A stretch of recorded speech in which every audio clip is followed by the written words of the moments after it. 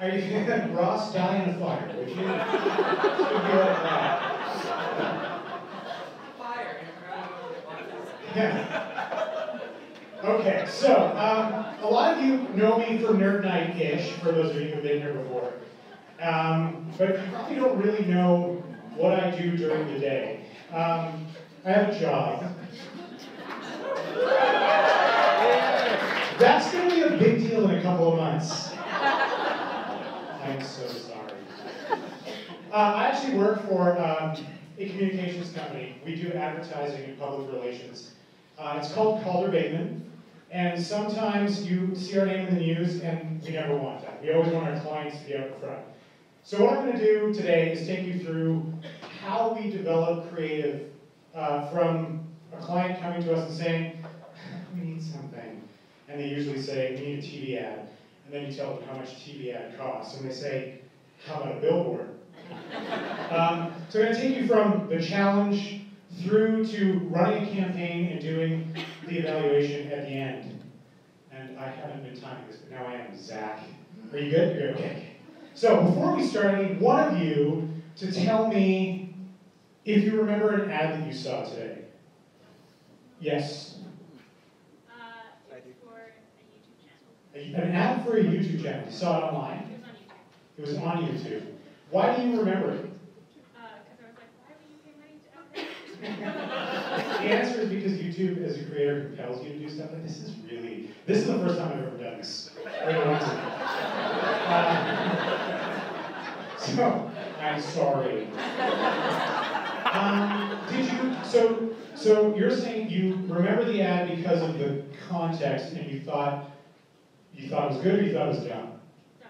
Dumb. Okay, so just like the average person, you remember an advertisement either because it was really interesting and unusual, and this is from a mall, I believe, in the United States. You've got people walking around a dog. It's an advertisement for flea treatment.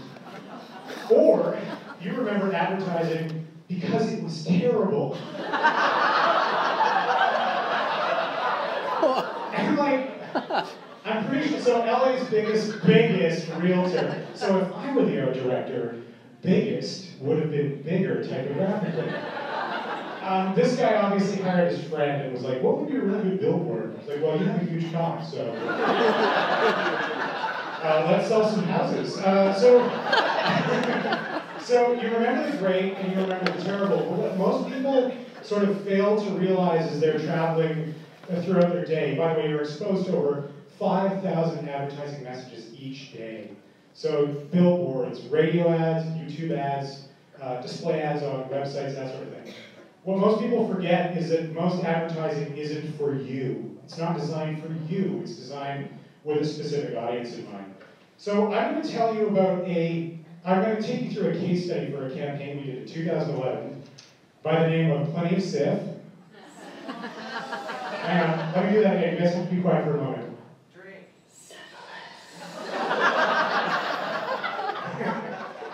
And I'm going to take you through the whole process we go through at the agency, from conception to execution. So it starts with a challenge. The client comes to you and says, we need to do something. We need to sell widgets. We need to compel people to stop behaving a certain way, which is what this campaign was about, that sort of thing.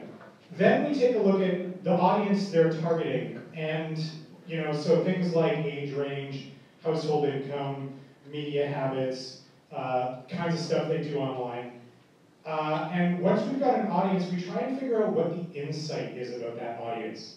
And insight is like this weird moving target that it's defined as a deep truth about the audience.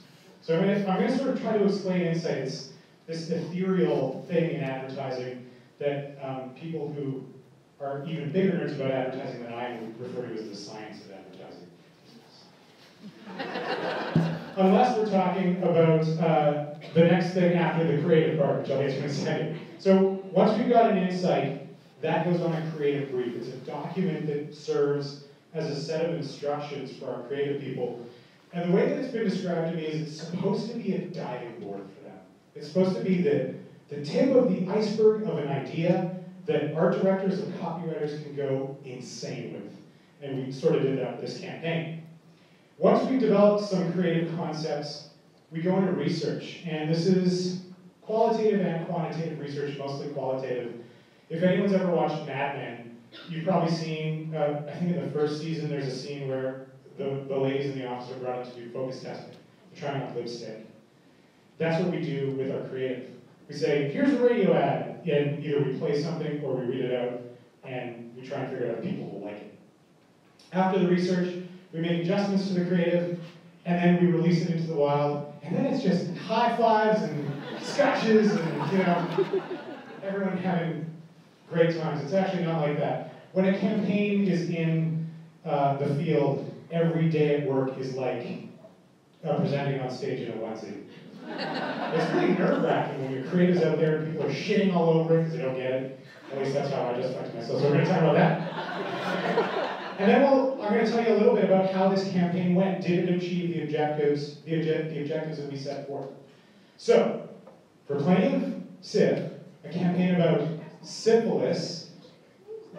So, some of you were listening to Lisa's instructions. It started with the challenge, and the challenge in Alberta is that incidents of syphilis were increasing in 2010. Alberta had disproportionate numbers of people infected with this sexually transmitted infection, and it was pretty terrible. The rest of Canada was making fun of us. So the client said two things. One, we need young people, and so this was among young people, and I'll get to the audience in a minute. We need young people to be aware of the risks of unprotected sex, and we're not going to tell them not to do it because, I don't know, 2,000, 100,000 years of human history, I'm not a historian, has proven that teaching abstinence is all well and good, but it does exactly nothing. You can quote me on that.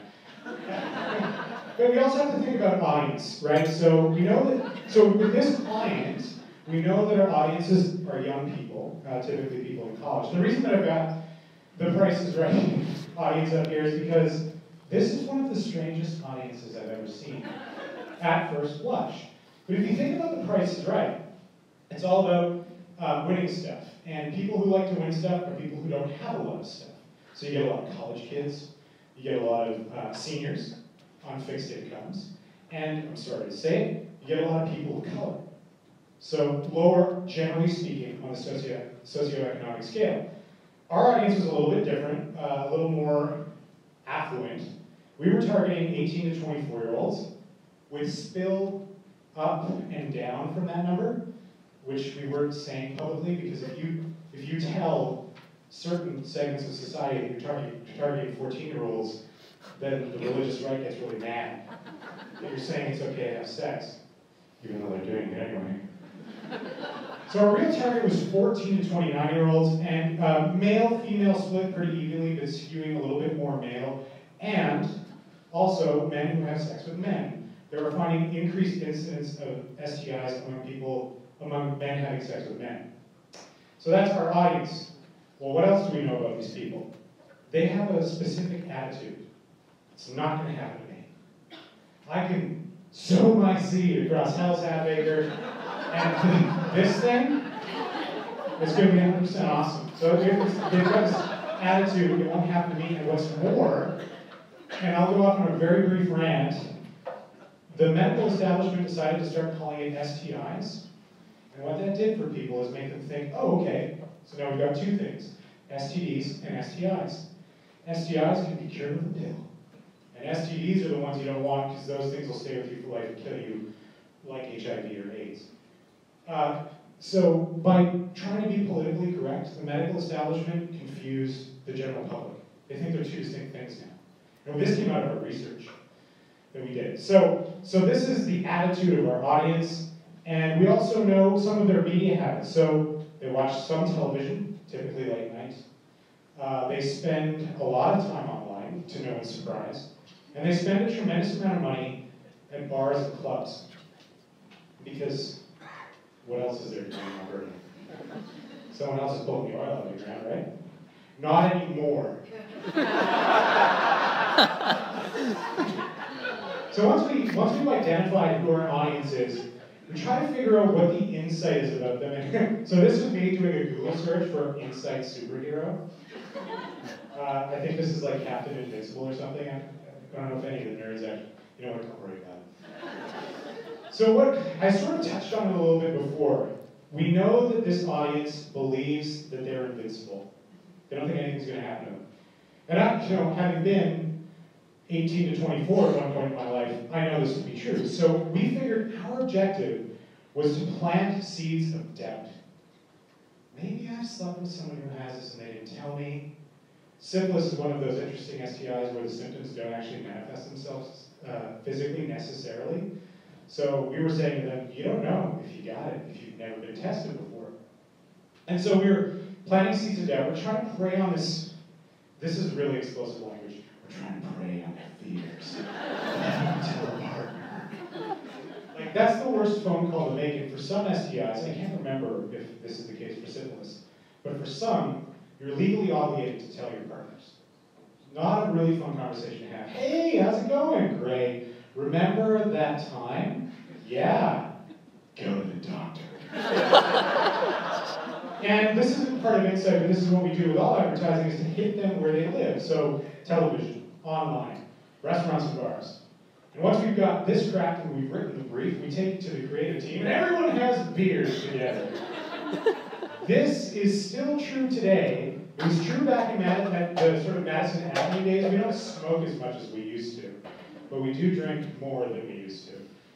So we hand it over to the creative teams, and they come up with concepts. And in this case, we came up with two distinct concepts. One was called, Don't You Get It?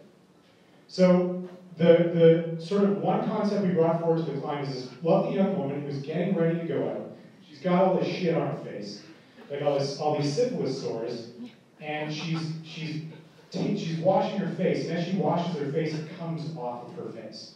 And then she's done washing her face, and she goes and gets dressed and goes out. That was concept one. Concept two was definitely a function of beer.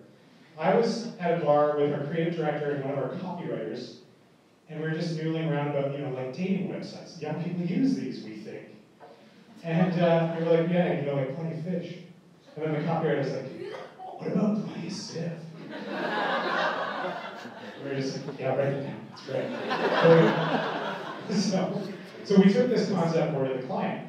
And once you develop those concepts, you have to show it to them. And this is one of these great scenes in the last episode of the first season of Mad Men, where Don and his team are pitching the Kodak, what they're calling the wheel, which is that thing on top of a slide projector that spins around with slides in it. And he does this huge pitch with the client, and he talks about the insight. The insight in this case is nostalgia. And what nostalgia means, and Don shows pictures of his family on the slide projector.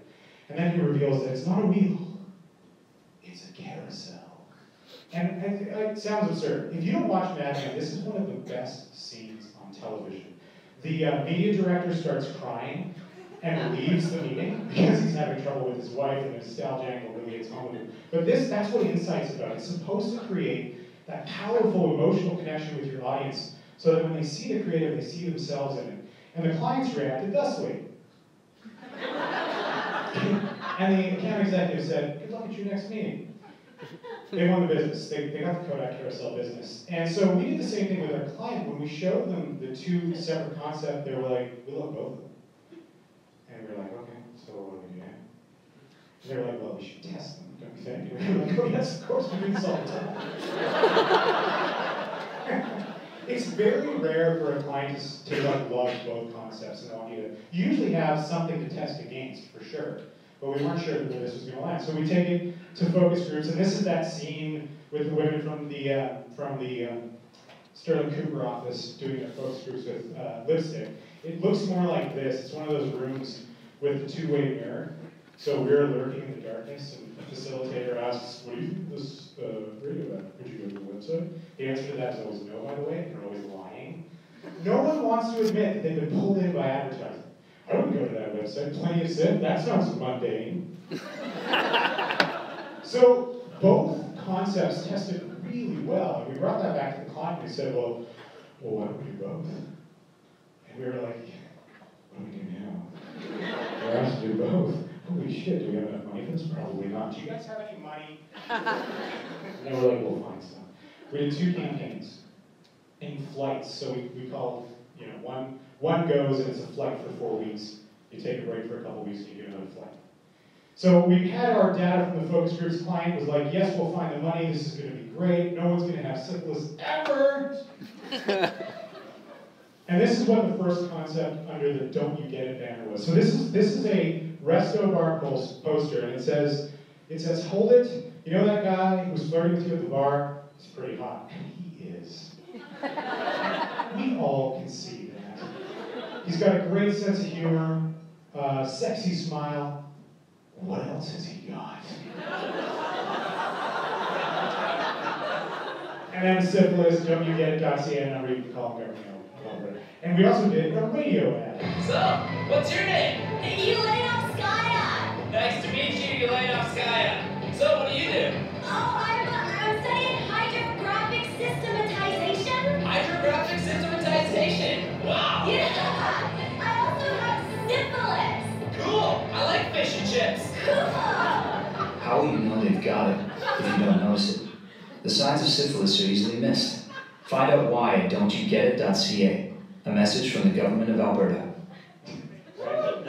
Okay, we also, so for both campaigns, we also had the opportunity to do television, which is like a wet dream for art directors and copywriters in Alberta, because there are very few companies that have budgets to do a television spot. Like the media buy alone costs you between $500,000 and $1 million if you want to reach all Albertans. Then you have to actually create the spot. That's usually about $100,000.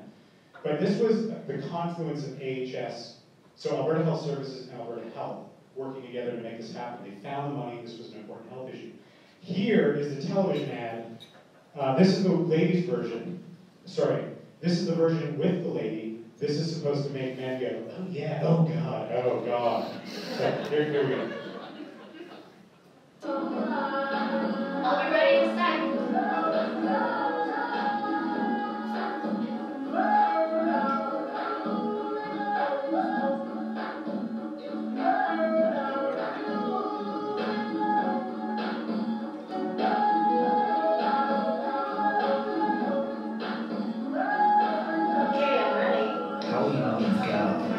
See the symptoms.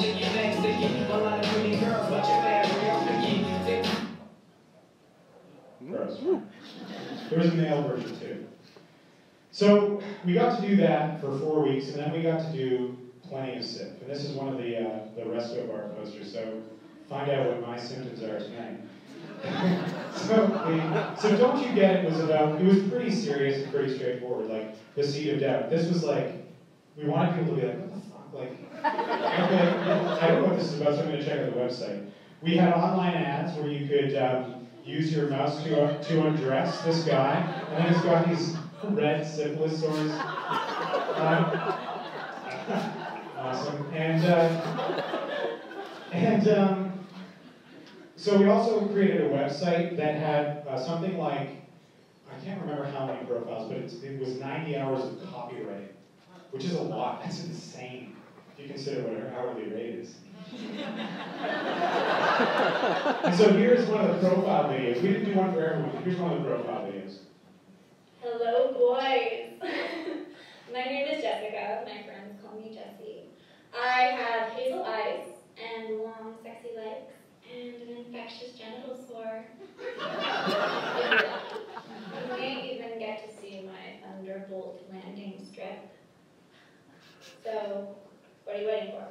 Contact me at runwaygal21 and you'll feel the strike of my syphilis. Talk to you soon. It was really fun casting these actors. Because they were like, yeah, no, I'll do it. Money's awesome. I have what? We actually had to change some of the video because some of the actors were like, hey, I'm fucked. Like, I can't. I'm going to be the syphilis guy in every audition. I can't sell tires like this. So we also had a television spot that ran late nights, mostly because the telecasters wouldn't let us run it during prime time. And these all ran, by the way, during Stanley Cup Finals, Hockey Night in Canada, sort of post-Hockey Night in Canada. So here is the male version. Sorry, the guy is in the ad. It's for ladies to be like, what? If you love to laugh, flirt, and maybe more, and by more I mean get infected with syphilis, this is really it's plentyofsyph.com, the hottest place to meet local singles infected with syphilis. And you'd be amazed how fun and easy it is to get. At plentyofsyph.com, someone's always got what you want.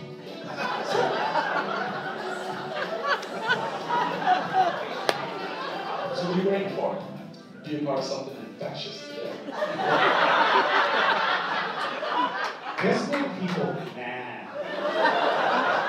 So, it's out in the wild. High fives for all. We got a tremendous amount of coverage from media all over the country and some media outlets across the world. The question they were all asking was, is this fear-based advertising? Which it sort of is, I will admit that. And so they're saying, it's fear-based advertising, therefore it's ineffective. We know this isn't effective. But our approach was about doubt, was about a wedge issue like syphilis, trying to get people to think about their sexual behavior. So we got some good press, we got some bad press. We got publications like Extra West saying this specifically targets gay people, and that's not fair. And we did have gay and bisexual profiles on the website, but it wasn't targeting them. We figured it would be a halo around that. So there were people who had real issues with this.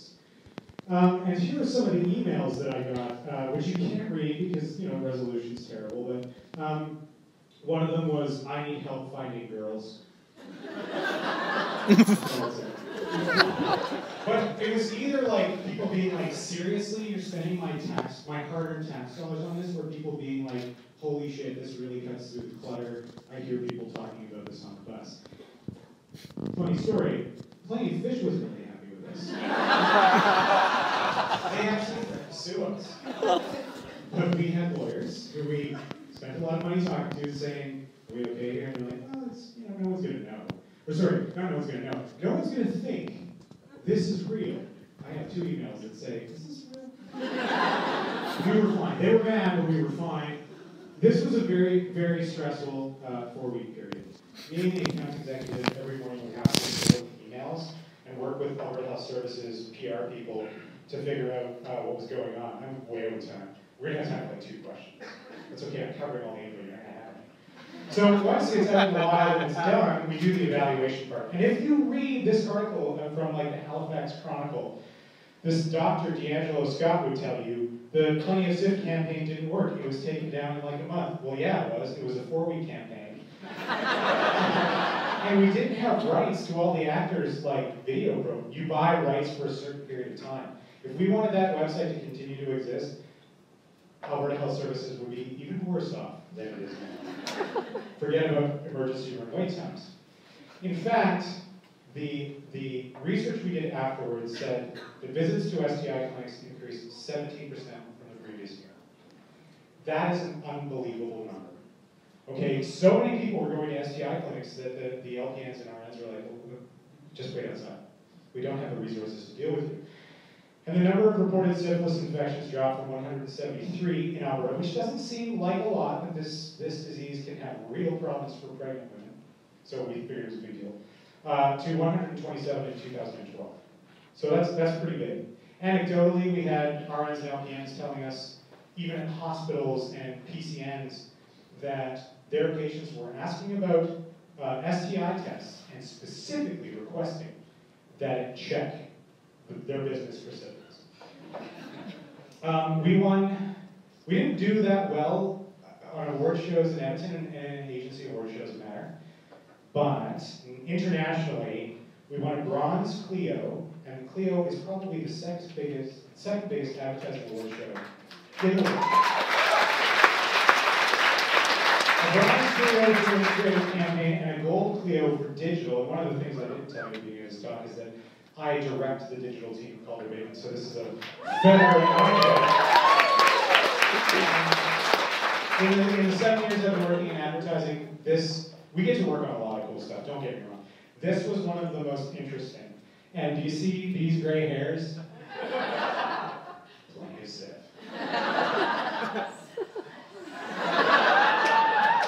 Thanks, everybody.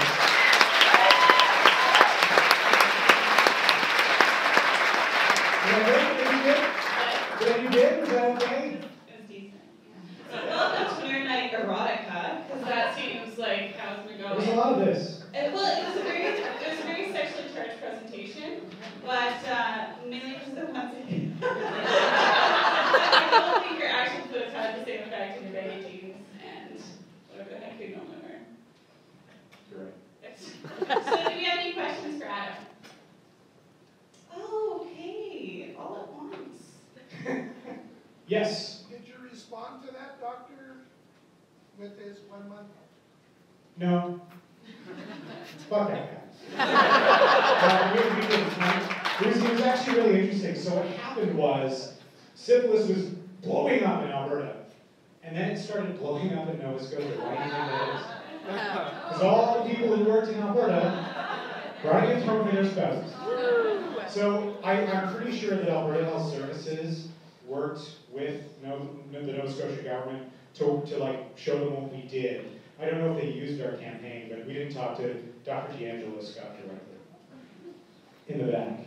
How was the first campaign compared to the second in terms of results? Don't you get it? Actually, the way we wound up measuring, so how was the first campaign compared to the second campaign in terms of results? Because they were so close together, the research company that we hired just measured it all together. So I don't think Plenty of Syph would have been as strong without Don't You Get It, because Don't You Get It had some really stark visuals. You know, sexy lady getting ready for a night out. Oh God, why? Okay. So you know, people were confusing their awareness for each campaign. They didn't know which one they had actually seen. Recall in advertising is a weird thing. If I asked you right now, and so Brittany, when you said I saw a YouTube ad, if I asked you what the last ad you saw was, and you said that YouTube ad, I would call you a liar. Because most people just don't remember where they saw it. When we ask that question, they say, oh, I heard it on the radio. Okay, we can buy radio for that campaign. I have a lot of I've got the research here post-campaign, so I can go through it if you got more questions about that. What was the research like? What was it like? Yeah. Do you mean the focus test or do you? What's on your research? Key findings, recommendations for like how we could better target people if we did campaigns like this in the future. Give STI clinics a heads up so they're not under-resourced. So, yeah, and there's some other numbers here, like recall among 16 and 17-year-olds was 92%. Unheard of. Unheard of. You're lucky if you get 30. So the intensity of the campaigns really helped us there. John. So you said it was expensive because it was a pan-Alberta TV campaign. But the question is, if it really was about Fort McMurray workers, why didn't you just let it work? Well, it wasn't just about You know, they're actually a difficult audience to reach. You think about like the kinds of money that people spend on advertising. It would probably cost less to hire a team of people to go out to talk to every person in Fort McMurray than it would be to buy television, like to localize it in Fort McMurray. But we wanted to cover the whole province because it wasn't just happening there. Yeah. How many of the ads were in Lake Louise and Banff? We did a separate STI campaign that involved team pennies, those little flags you have for teams that declared Banff the STI capital of Canada. Well, sorry, we developed a creative for that. And when the sexual health center there saw it, they were like, we can't do that. Because we don't want everyone here to think that we think they're gross. As the nerd boss of Nerd Night Band, I think we should probably bring Adam out for a talk. Yeah, sure. Passive aggressively mention this. Any other questions for Adam? With PPR getting more and more popular and people being able to skip over the commercials, is that affecting the commercial market? Yeah, big time. The huge concern, the question was, is PPR messing with buying television advertising? It absolutely is. It's a huge fear of a lot of clients. But for certain audiences, a lot of them are still getting together and watching television live together. Bachelorette. Hockey games. Hockey games are huge, and that's why we bought during the Stanley Cup final, or finals, playoffs rather. So it's tough. It's getting tougher. Yeah, that's all. I think we got time for one more. That's my job. Lisa, do we have time for one more question? I think we have time for one. Okay. I got one. Yeah. It's not about the campaign necessarily, but how are you affected by advertising being in the industry? How am I affected by advertising being in the industry? Do you see it objectively, or does it actually, do you notice it more? Are you more? No, I don't think I do. Honestly, like, everyone in my shop hates advertising. You know, because, you know, we're exposed to so much of it. I've got an ad blocker on my browser. all that stuff. When I see really good or really bad advertising, I have a huge opinion on it, and I'll talk about who I think their audience was, and why this is wrong, the insight's all wrong, and God, why did they choose yellow? But we're just like anyone else, man.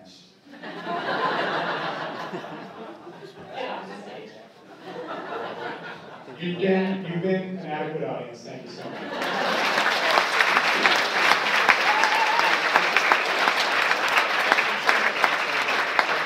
Alright, so thank you, Adam. That was very insightful.